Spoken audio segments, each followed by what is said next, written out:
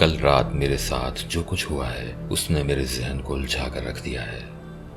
मुझे नहीं मालूम इसको मैं पैरानॉर्मल कहूँ या क्या। मैं पिछले 2 साल से नवाबशाह में अपनी जॉब की वजह से अकेला रह रहा हूँ। जिस रूम में रह रहा हूँ वहाँ मुझे अक्सर ऐसी चीज़ें महसूस होती हैं जिनको समझाना मेरे लिए बहुत मुश्किल है।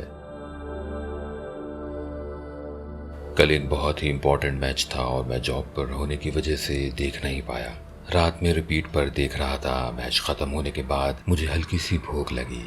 मैंने किचन से बिस्किट का एक पैकेट लिया और बेड पर लेट कर खाने लगा। ऐसे ही लेटे हुए मेरी किसी वक्त आंख लग गई। आजकल नवाबशाह में ऐसा मौसम है कि रात में सर्दी बहुत बढ़ जाती है, तो मैंने इस वजह से विंडोज़ बिल्कुल अच्छी तरह से बंद रखी हुई थी।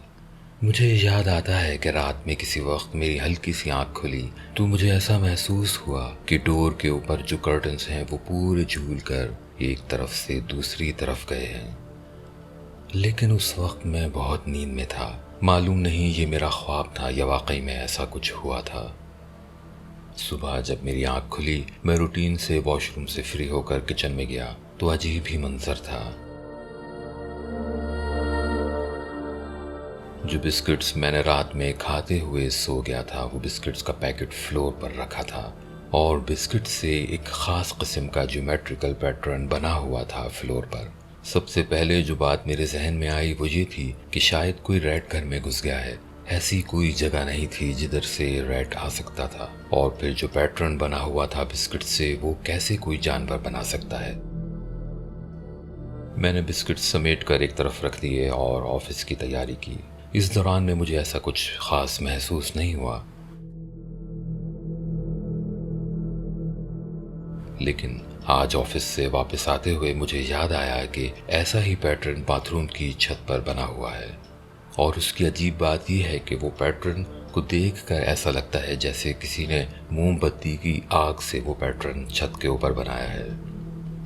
मैंने कभी उस पर इतना ध्यान नहीं दिया था, लेकिन बिस्किट्स का बिल्कुल वैसे ही पैटर्न बना होना मेरे लिए बहुत अजीब है।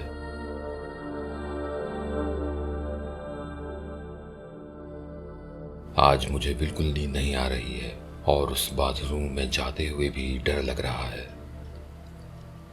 लेकिन मैं इस फ्लैट को छोड़ नहीं सकता। कम से कम मुझे 4 महीने और इस फ्लैट में रहना है। आप लोगों को क्या लगता है, ये सब मेरा वहम है या वाकई कुछ पैरानॉर्मल हो रहा है? मैं दुआ करता हूँ ये 4 मंथ्स मेरे खैरियत से गुजर जाएं। अगर इन दिनों कोई और अजीब बात हुई तो मैं ज़रूर शेयर करूँगा।